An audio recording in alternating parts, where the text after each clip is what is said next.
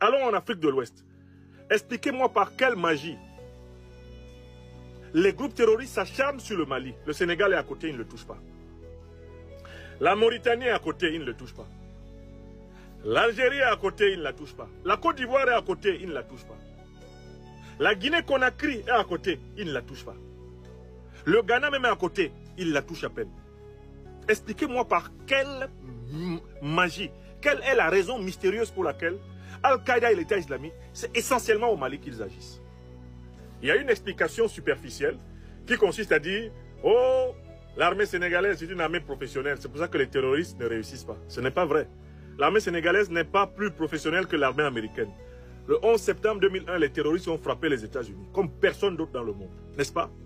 Donc l'argument de supériorité professionnelle de l'armée sénégalaise, ou de l'armée ivoirienne, ou de l'armée ghanéenne, ou de l'armée algérienne, ou de l'armée mauritanienne, il est nul.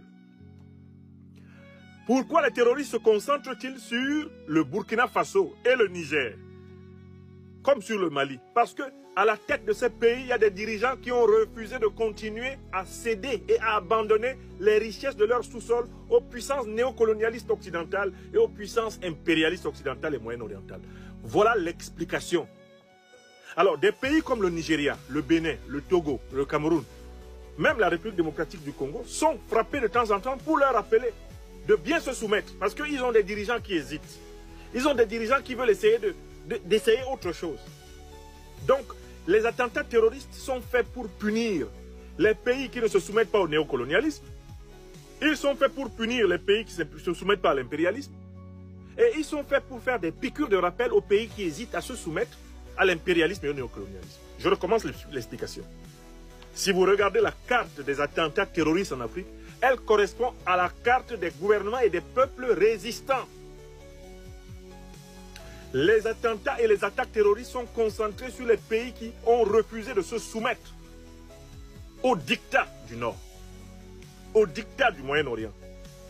Les pays qui ont dit « Nous fûmes pays de traite négrière, nous fûmes pays de colonisation, nous avons même été néocolonisés, mais maintenant c'est terminé.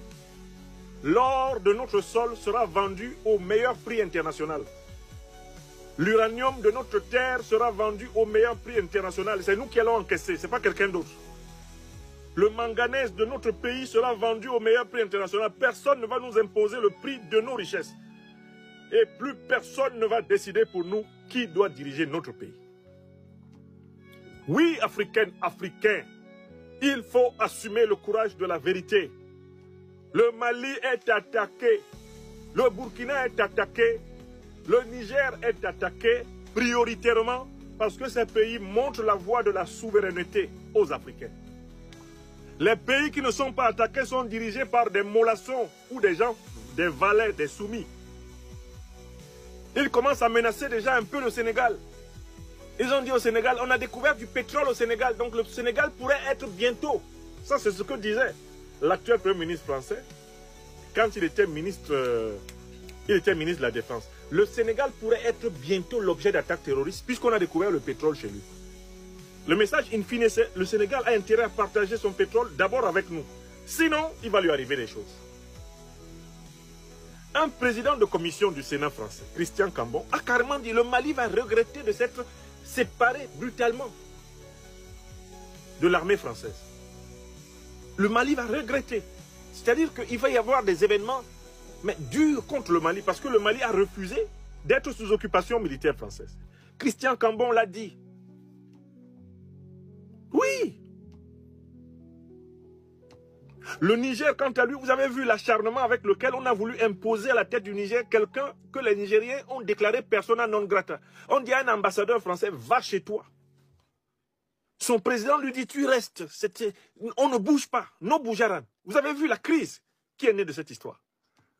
Histoire de vous dire que ce sont les pays qui ont refusé la vassalité, qui sont les pays sur lesquels les terroristes consacrent leurs coups et concentrent leurs coups. Voilà la vérité. Dites-moi pourquoi les terroristes voudraient que l'alimentation en carburant du Mali ne soit pas possible. Alors qu'ils laissent le Sénégal avoir son alimentation en carburant. Ils laissent la Côte d'Ivoire avoir son alimentation en carburant. Ils laissent le Ghana avoir son alimentation en carburant. Hein? Ils laissent l'Algérie avoir son alimentation en carburant. La Mauritanie peut avoir son alimentation en carburant. Eux, ils peuvent avoir leur alimentation en carburant. Hein. Mais il ne faut pas que le Mali ait son carburant. Pourquoi les terroristes se concentrent là-bas? Parce que le président Assimi Goïta et ses compagnons ont dit, nous ne nous soumettons pas. C'est terminé. Le Mali, pays colonial, pays néocolonial, pays de traite négrière, c'est terminé. Nous affirmons le Mali courra, le Mali souverain. Est-ce que vous comprenez?